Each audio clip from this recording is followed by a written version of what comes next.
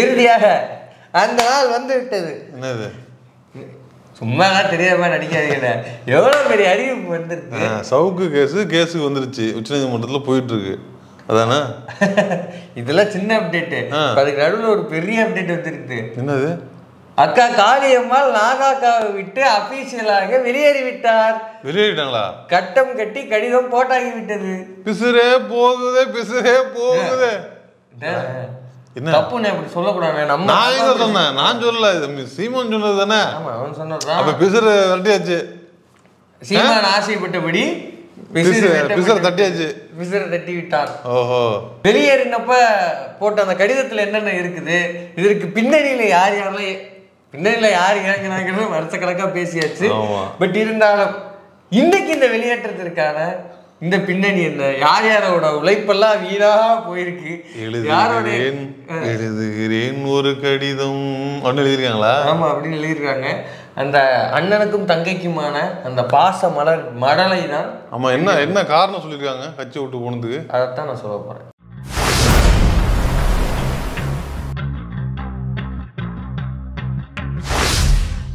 அந்த அன்பு மடலை கடைசியா பேசி அனுப்பிச்சு விட்டீங்கடா. பேசி நான் அனுப்புறமா? பேசி அண்ணன் சீமான் அனுப்புறாரு. நேத்து 2 வீடியோ போட்டு அனுப்பி விட்டேன். நான் வந்து இல்லங்கிற விரைவில் சொல்லுவார் அடுத்த நாளே சொல்ல வச்சுங்களா? அடுத்த வீட்டுல கும்மி அடிக்கல உங்களுக்கு என்னன்னா அப்படி உங்களுக்கு சந்தோஷம்? திரும்பி சொன்னேன், அக்கா வந்து சுயமரியாதை கொண்டவர், என்றைக்காக இருந்தாலும் விரைவில் வந்துருங்க, விரைவில் சொல்கிறேங்கிற மாதிரி விரைவில் வந்துருங்க அப்படின்னு நம்ம சொன்னது என்னமோ உண்மைதான். ஓகேவா? இவ்வளவு விரைவில் வந்துட்டாங்களே, இது ரொம்ப லேட்டுங்கிறீங்க. நேற்று வந்துருக்கணுங்கிறீங்க. முன்னாடியே வந்திருக்கணும். இப்ப அக்கா வெளில வந்ததுக்கான பின்னணி என்ன அப்படிங்கலாம் பின்னாடி பார்க்க போறோம். இந்த அன்பு மடல் நீங்க வாசிக்கிறீங்களா? நான் வாசிக்கவா? வாசிங்க. ஓகே. நான் ரொம்ப வருத்தத்துல இருக்கேன். பாவம், அவங்க போயிட்டாங்க. ஒரு கட்சியோட ஒரு ஸ்ட்ராங் ஒரு மகளிர் அணி தலைவி, கட்சியே அவங்கதான், பெண் சீமான். கட்சியில இருந்து ஒரே ஒரு முகம், அந்த முகம் தான். அதுவும் முடிஞ்சு போச்சு. என்ன சொல்லியிருக்காங்க? என்ன அப்படின்னா, தாய் தமிழ் உறவுகளுக்கு வணக்கம். இதுவரை இல்லாத கனத்த இதயத்தோடு எழுதுகிறேன். பொய் சொல்லாதீங்க, இது பொய். இப்பதான் உங்களுக்கு இதயமே முளைச்சிருக்குது. ஆமா, அவங்களுக்கு தெரியுமா உனக்கு தெரியுமா? அவங்கதான் கனத்த இதயத்தோடு எழுதுறேன்னு சொல்றாங்களே. கிடையாது, இப்பதான் உங்களுக்கு இதயமே வந்திருக்கு. ஆமா, இவ்வளவு காலம் நான் தமிழில் இருந்தவங்களுக்கு இதயம் உள்ள இலகிய மனது கொண்ட மனிதராக இருக்கின்ற எவனாவது பயணிப்பானா அந்த வாட்ஸ்அப் குரூப்ல? அப்புறம் அக்கா இருந்திருக்காங்கன்னா என்ன அர்த்தம்? இதயம் இல்லைங்கிற. ஆமா, இவ்வளவு நாள் அப்புறம் இதயம் இல்லாம இருந்திருக்காங்க. இன்னைக்குதான் அவங்களுக்கு இதயம் வந்திருக்கிறது. அதனாலதான் வெளியேறிட்டாங்க. கட்சியில் பயணித்த ஒவ்வொரு மறுபடியும் பொய், வரியா பொய் சொல்றது. அக்கா உள்ள இருக்கும்போது பொய் சொல்றது வேற, வெளில வந்தோம்னா உண்மையை பேசிடணும். பட்டாருன்னு வாட்ஸ்அப் குரூப்பில் பயணித்தேன் தான் எழுதணும். ஆனா கட்சியில் பயணித்தேன், உண்மையும் நேர்மையும் உணவுபூர்வமாக என் குடும்பத்திற்கு மேலாக நேசித்து வந்தேன். இந்த 6 ஆண்டு கால பயணம் எனக்கு அரசியல் ரீதியாக இந்த 6 ஆண்டு காலம் எனக்கு அரசியல் ரீதியான பல அனுபவங்களை கொடுத்துள்ளது. ஒரு வலிமுகிந்த ஒரு வழி தோய்ந்த சிரிக்காத ஒரு வழி தோய்ந்த கடிதம் அது. என்ன, ஒரு 6 வருஷ உழைப்பை வந்து நான் விட்டு போறது வந்து எவ்வளவு பெரிய கஷ்டம் தெரியுமா? 6 வருஷம் கழிச்சு தான் உங்களுக்கு புரியுது. அது ஒவ்வொரு மனிதருக்கும் ஒவ்வொரு டைம் அறிவு வரும். அன்னைக்கு சொன்னேன், ஒவ்வொருத்தருக்கும் ஒவ்வொரு டைம். ஆமா, ஒவ்வொருத்தருக்கும் ஒரு டைம்ல அறிவு வரும். கனத்த இதயத்தோட இப்படி வழி தோய்ந்த ஒரு மனதோட எழுதியிருக்கிறாங்க. நீ வந்து இப்படி சிரிச்சிட்டு இருக்கிறீ, நியாயமா? அது அந்த கட்சியில இருந்துட்டு அப்புறம் அரசியல் அனுபவம் கிடைச்சு அதுக்கு சும்மா ஏதாவது சும்மா ஜோக்கா 6 வருஷம் அரசியல் அனுபவம், பல அனுபவங்கள் கிடைச்சதுன்னு சொல்றாங்க. அப்படிதானே தம்பி? நல்லவன், நல்ல அனுபவம். சீமான்ட்ட வாங்கின மிதிகள் எல்லாம், ஏன்னா அவரு தான் சொல்றாரு போறதெல்லாம் கிரீஸ்டப்பா அப்படின்னு. அப்ப அக்காவையும் அவர் அப்படித்தான் டீல் பண்றாரு. கலைன்னு சொன்னாரு. அப்ப அப்படித்தானே அவர் டீல் பண்றாரு. அவர்கிட்ட வாங்கின இந்த அவமான சின்னங்கள்லாம் அரசியல் பாடமா? தம்பி, நல்ல அனுபவங்களும் இருக்கலாம், கெட்ட அனுபவங்களும் இருக்கலாம். அனுபவங்கள் தானே, அனுபவங்கள் தானே. அது நல்லதாகவும் இருக்கலாம், கெட்டதாகவும் இருக்கலாம். ஏதோ பெரிய மனுஷன் நீங்க சொல்றீங்க, பாயிண்ட்ல வேலிட் இருக்கும்னு நினைச்சு நான் அடுத்த வரிக்கு போறேன். ஓகே. பலவிதமாக இன்னும் நமக்கெல்லாம் ஒரே பெருங்கனவு தான், அது தமிழ் தேசியத்தின் வெற்றியும் அந்த மக்களிடம் கொண்டு சேர்த்தல் என்ற உன்னத நோக்கமும் தான். தமிழ் தேசியத்தை அவங்க பெருங்கன்னு சொல்றாங்க. அப்புறம் எதுக்கு அங்க போனீங்க? பாத்தீங்களா இல்லையா அவரை? யார? தமிழ் தேசியத்தை பார்த்தாரா இல்லையா? தமிழ் தேசியத்தை தமிழ் தேசியம் சொல்லிட்டு தமிழ் தேசியம்னா ஒரு ஆள் கிடையாது. தமிழ் தேசியம் கொள்கைக்காக போனாங்களாம். அது எங்கிட்டு அங்க அது எங்க அங்கிட்டு வந்துச்சு. அதை போய் தேவையில்லாம அங்க பாத்துக்கலாம். கொள்கைக்கு போறதுன்னா இப்ப நீங்க சீமான்ட்ட எது கொள்கை இதுவும் அதுவும் என்ன இருக்கும். சீமான்ட்ட போய் கொள்கை எதிர்பார்த்தா அக்கா சொல்றது எப்படி இருக்குன்னா, நான் வந்து திருச்சியில இருந்து மதுரை போறேன். சரி, திருச்சியிலேருந்து மதுரை போகணும்னா இப்படி போகணும்.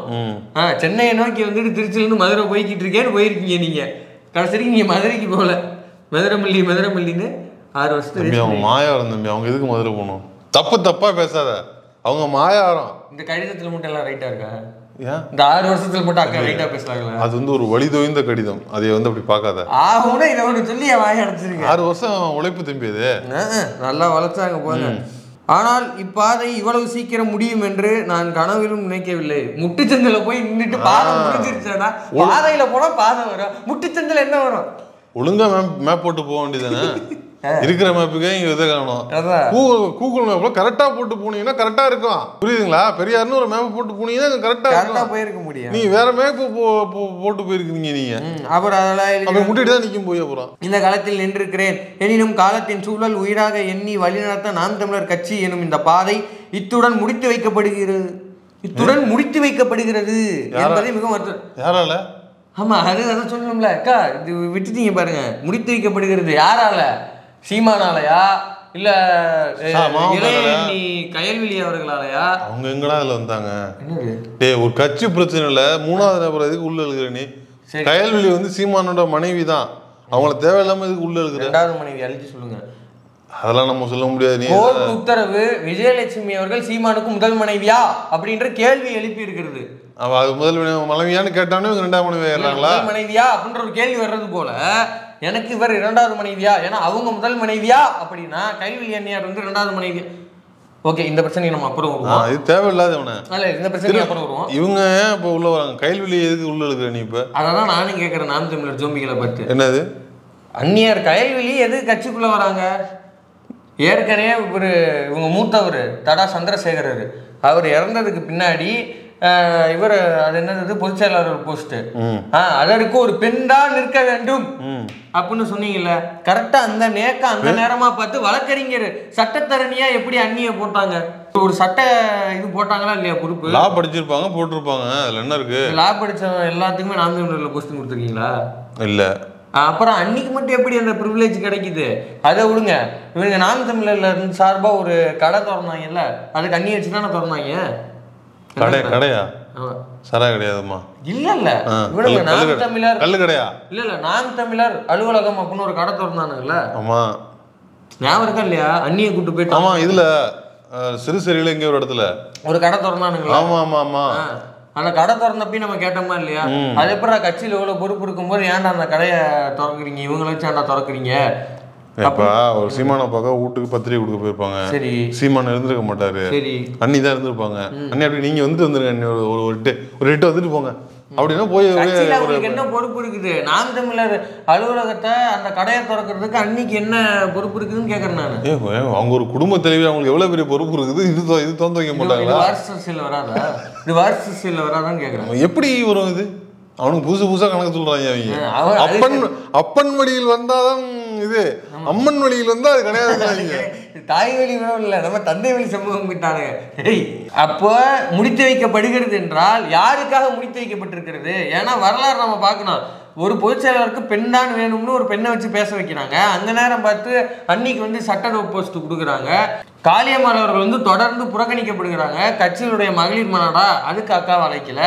தொடர்ந்து இந்த பிசிறு அப்படிங்கிற ஆடியோ வெளிவந்ததிலிருந்து எந்த கூட்டத்துக்கு அஃபிஷியலாக மேடை ஏற்றப்படவே இல்லை. ஒரே ஒரு மேடைக்கு தான் வந்தாங்க. அந்த மேடைக்கு வந்துட்டு அக்கா காளியம்மாள் உண்மையை சொல்லிட்டு போனாங்க. அண்ணன் செஞ்சிட்டது 10 நிமிஷம் தான் அப்படின்ட்டு போயிட்டாங்க. மிகப்பெரிய குண்டை தூக்கி போட்டு போயிட்டாங்க. அதுக்கப்புறம் வெளியில வந்து பகிர்ந்த மேடை எப்படின்னா ஒண்ணுமே கிடையாது. இதுக்கிடையில ஆமாண்டா நாங்க பிசுறுன்னு சொல்லுவோம், அப்புறம் என்ன சொன்னாரு, மசுன்னு சொல்லுவோம், அப்புறம் உசுருன்னு சொல்லுவோம். உனக்கு என்ன அப்படின்னா அவர் ஆமா நான் தான் சொன்னேன்னு ஒத்துக்கிட்டாரு. அதன் பிறகு அக்கா வந்து பல பேர் சமாதானப்படுத்த முயற்சி பண்ணாங்க. அது எல்லாமே தோல்வியில முடிஞ்சிது. ஏன்னா முதல்ல அண்ணன் வந்து இப்ப அது என்ன படம் இருக்கு, எல்ஐசிகே இல்லை ரைட். அந்த அந்த அது சொன்ன ஒரு மாதிரி இருக்குது. அந்த படத்துக்கு வந்து நடிகை போயிருக்காரு. படம் முடிஞ்சோடனே டின்ட்டு போட்ட கிளாஸ் வந்து உன்னை மன்னிப்பு கேட்பாருக்கா அப்படின்னு இந்த சாட்டை பயல்ல இருந்து ஏகப்பட்ட பேர் போய் சமாதானப்படுத்தினாங்க. ஏன் அது எல்லாமே ஆகி போச்சு. சரி, யாருக்காக முடிச்சு வைக்கப்பட்டதுன்னா நீங்க சொல்லல, யாரு முடிச்சு வச்சாருன்னா சொல்லணும்ல. சினிமானா சாட்டையா எதுவுமே இல்லையே, சொல்லுவாங்க சொல்லல. எப்போ இப்படியே சொல்ல ஃபுல்லாக படிச்சியா? படிச்சுன்னா யாருக்குன்னே ஒரு தடவை படிச்சு தானே உட்காந்துருக்கிறாரு. அதனாலதான் கரெக்டாக பாயிண்ட்ல போய்க்கிட்டு சொல்றது தைரியம் இல்லைன்னு வச்சுக்கேன். விட்டு தைரியம்ல அக்கா கண்டிப்பாக சொல்லுவாங்க. இப்போதான் வந்து வெளில வந்திருக்காங்க. வெளில வந்து வேற ஏதாவது ஒரு இயக்கத்தில் ஒரு அமைப்பில் சேர்ந்துட்டு அதுக்கப்புறம் வந்து கூப்பிட்டு பேட்டி கொடுப்பாங்க அப்படின்னு நம்புறோம். தயவு செஞ்சு யாரால் முடித்து வைக்கப்பட்டது, யாருக்கு முடித்து வைக்கப்பட்டது சொல்லுங்க. இப்போ அவங்க ஃபோனு ஹேங் ஆகிடும், அடிக்கிற அடி ஃபோனு எனக்கு என்ட்ரி கொடுங்க, எனக்கு என்ட்ரி கொடுங்க, எங்களுக்கு கொடுங்க. அப்புறம் எல்லாருக்கும் அப்படியே நன்றி சொல்லிட்டே வராங்க. அதுக்கப்புறம் பல நெருக்கடிகள் இருந்தாலும் அந்த காலகட்டத்திலையும் நான் வந்து பயணித்தேன். அப்பயும் எனக்கு வந்து உதவி செஞ்சவங்களெல்லாம் நன்றி, தமிழெல்லாம் நன்றி முடிச்சுட்டு வராங்க. ஆனால் இப்படி ஒரு முடிவை எடுக்க வேண்டிய சூழல் வந்துவிட்டதை எண்ணி மனம் இருந்துகிறேன். அவதூறு வெறும் வார்த்தைகள் தானே என்று நினைத்து அள்ளி தெளிப்பவர்களுக்கு மத்தியில் என் மீது அளப்பரிய அன்பு கொண்டு நேசிக்கிற உங்கள் அத்துணை பேரையும் நான் என்றென்றும் கடமைப்பட்டுள்ளவர்களாக இருப்பேன். புரிஞ்சுக்கிட்டீங்களா? இல்லை, அவதூறு வெறும் வார்த்தைகள் தானே அப்படின்னா அவதூறு அள்ளி தெளிக்கிறீங்களே. எதை சொல்றாங்க? கட்சிக்குள்ள அவதூறு அள்ளி தெளிச்சுக்கிட்டு இருக்காங்கிறாங்க. என்னன்னு அவதூறுனா எல்லா வகையிலையும் தான். நான் இந்த பெரியாரை பத்தி அவதூறு பேசுனாங்களா, அதை சொல்லலாம்னு நினைச்சேன். ஆமா, அதை பத்தி அக்கா எதுவுமே சொல்லல. இப்படி பூரா வெளியில இருந்தே ஒரு பூசுன மாதிரி பூசுனாப்புல இருக்குது. எல்லாமே எல்லாமே உள்ள பூந்து ஒண்ணு எழுதின மாதிரியே தெரியலையா? அப்படியே வெளியில இருந்துக்கிட்டு இப்படியே எழுதுன மாதிரி இருக்க, ஒரு உட்காந்து ஒரு மனசார எழுதுன மாதிரி இல்லையா? இல்ல இப்ப அவதூறா அள்ளி பூசுறவங்க பூசிக்கிங்க அப்படின்னா இப்ப அவதூறு பரப்புறாங்கன்னு உங்களுக்கு ஏற்கனவே தெரிஞ்சிருக்குதுல்ல, அப்ப ஏன் இவ்வளவு நாளா பேசல? சரி, ரைட், ஓகே அக்கா நீ வெளில வந்துட்டாங்க, இனிமே பேசுவாங்கன்னு நம்புவோம். ஏன்னா அந்த தஞ்சாவூர் எம்எல்ஏ கேண்டிடேட் தானே அவங்க, அந்த தோழர் பேரோ டக்குன்னு வரமாட்டேங்குது. அந்த தோழர் வந்து வெளியில வரேன்னு அறிவிச்சப்பே அவங்க மேல அவதூறு அள்ளி தெளிச்சாங்க. அவங்களும் வெளில வந்துட்டு அவங்களும் பேட்டி கொடுத்தாங்க. இந்த மாதிரி இந்த எலுமிச்சை வச்ச பழம் அவன் தான் வந்து ஆள் செட் பண்ணி அவதூறு பரப்பிக்கிட்டு இருக்கான் அப்படின்னு. தயவு செஞ்சு நீங்களும் இதே போல வெளில வந்துட்டு சொல்லுங்க. இப்ப இதன் மூலமாக இது லேப் டெஸ்ட் வந்துச்சா, ரிசல்ட் வந்துச்சா? இது லேப் டெஸ்ட் இந்த இப்ப வந்து லெட்டர் வந்துருச்சுல, அடுத்து அது பின்னிணைப்பா இணைச்சிருவாங்க. இதுல முக்கியமா நம்ம சிரிக்கிறதெல்லாம் தாண்டி முக்கியமான ஒரு பாயிண்ட் இருக்கு. அவதூறு அள்ளி தெளிக்கிறவங்க தெளிங்க அப்படின்னு அக்கா சொல்றது என்ன அர்த்தம்? அப்ப உள்ள ஏகப்பட்ட வெர்பல் அபியூசர் சுத்துறானுங்கன்னு அர்த்தம். அக்கா அப்பயே சிக்னல் காட்டிட்டு வருவாங்க. அது எப்படி இவ்வளவு பெரிய அவதூறு போகுதுன்னா அது எப்படி வெளியில தெரியாம இருக்கும்? நம்ம எவ்வளவு பாத்துக்கிட்டு இருக்கோம், அப்படி நம்மளுக்கு தெரியாம ஒரு அவதூறு கட்சிக்குள்ள சுத்துதா? வேற யாரு மாமா பையல மாமா பையனை எலுமிச்சை வச்ச பழத்தை தான் டைரக்டா சொல்லுவாங்க, வேற யாரும் சொல்லுவாங்க. சரி, எங்க போவாங்க இப்போ இதுக்கப்புறம்? அது பின்னாடி வாசிச்சிருவோம். என்றும் தமிழ் தேசியத்தை விதைக்கும் வழியில் என் பயணம் தொடரும். என்றும் தமிழ் தேசியத்தை விதைக்கும் வழியில் என் பயணம் தொடரும் அப்படின்னு என்ன அர்த்தம்? திமுக வரப்போறான்னு அர்த்தம். அது என்னமோ ஒரு பேச்சுவார்த்தை போயிட்டு இருக்குன்றாங்க. அது என்னங்கிறது தெரியல. நாம் தமிழர்ல தமிழ் தேசியம் இல்லைன்னு அர்த்தம். ஓஹோ, ஏன்னா இவ்வளவு கஷ்டப்பட்டு புரிஞ்சுக்க வைக்கிறாங்க. நம்ம எனக்கெல்லாம் புரிய மாட்டேங்குது. இதெல்லாம் எனக்கு புரிய மாட்டேங்குது. என்றும் தமிழ் தேசியத்தை விதைக்கும் வழியில் காளியம்மாவா கமலஹாசனா இப்படி எழுதி வச்சிருக்கீங்க. எல்லாத்தையும் வெளியில இருந்து எழுதுனா என்னைய மாதிரி ஆளுங்கெல்லாம் எப்படி புரியாது? இவன் சொல்லி கொடுத்தாலும் தெரியுது அப்படி ஒரு அர்த்தம் இருக்குன்னு. அதுக்கு அர்த்தம்லாம் இல்ல, அதுதான் மீனிங், தனி அர்த்தம்லாம் இல்ல அதுக்கு. நீ வந்து அது வேற மாதிரி இருக்கானா, நீ வேற அர்த்தம் சொல்றல்ல. எதுக்கு நீங்க என்ன கமலஹாசன் நீங்க? இங்க பாருங்க, என்றும் தமிழ் தேசியத்தை விதைக்கும் வழியில் என் பயணம் தொடரும். அவங்க பயணம் இனிமே தொடருங்கிறாங்க. அப்ப இவெல்லாம் நீ வந்த பாதை, வழி நடந்த பாதை அது இல்லைன்னு தானே அர்த்தம். ஏன்னா தமிழ் தேசிய பாதைனா நாம் தமிழர் பாதைனா அக்கா ஏன் வெளில வர போறாங்க? அங்கேயே இருந்திருப்பாங்க. அப்ப வெளில வர்றாங்கன்னா தமிழ் தேசிய பாதை வேற அப்படிங்கிறத அக்கா ஃபைண்ட் பண்ணியிருக்காங்க. நல்லா வெளில வராங்க. இனிமேலும் தமிழ் தேசியத்திற்காக நான் இருக்கிறேன், பிரபாகரன் அவர்களுக்காக நான் அந்த கட்சியில பயணிக்கிறேன், பெண்ணுரிமைக்காக பயணிக்கிறேன் அப்படின்னு பேசுறவங்க யாராவது இருந்தீங்கன்னா தயவு செஞ்சு வெளில வந்துருங்க. நம்ம ஏற்கனவே அதுக்கப்புறம் நன்றி வணக்கம் நாம் தமிழர் அப்படின்னு முடிச்சுட்டாங்க. காரணமே இல்லையே, எதுக்காக வெளில போறாங்க, ஏன் வெளில போறாங்கன்னு சொல்லவே இல்லையா? அதான் இப்ப நான் சொல்ல போறேன் கடைசி வரைக்கும். இல்ல, அதான் இப்ப நான் சொல்ல போறேன். காளியம்மாள் அக்கா வந்து எவ்வளவு நாளா வந்து ஒதுக்கப்படுறாங்க, புறக்கணிக்கப்படுறாங்கிறது உங்களுக்கு தெரியும் இல்லையா? ஏன்னா நம்ம ரொம்ப நீண்ட காலமா அதை பேசிட்டு வரோம்.